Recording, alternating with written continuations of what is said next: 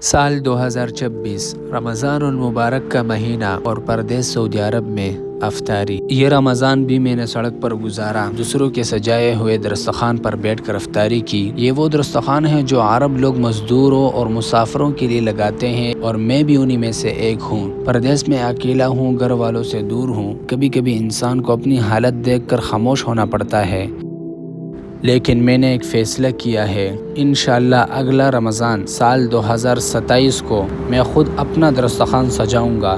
آج میں دوسروں کے دسترخوان پر بیٹھتا ہوں، کل میں اپنا دسترخوان لگاؤں گا، اور صرف اپنے لیے نہیں بلکہ اپنے جیسے محنت کرنے والوں کے لیے۔ یہ میرا خواب نہیں، یہ میرا گول ہے۔ اور ایک بات میں آپ کو بھی بتانا چاہتا ہوں، اگر زندگی میں کچھ بدلنا ہے تو پہلے اپنا گول سیٹ کریں، کیونکہ جس انسان کا کوئی گول نہیں ہوتا اس کی محنت بھی بکھری ہوئی ہوتی ہے، اور جس کا گول کلیئر ہوتا ہے اس کی محنت بھی ضرور رنگ لاتی ہے۔ میں نے اپنا گول سیٹ کیا ہے، زیرو سے ہیرو بننے کا سفر شروع کیا ہے۔ آپ بھی اپنا گول لکھیں، اپنا گول بنائیں، اپنا گول سیٹ کریں، اس کے لیے محنت شروع کریں، اور آج سے انشاءاللہ وقت آئے گا ہم سب اپنا فیوچر ضرور بدلیں گے۔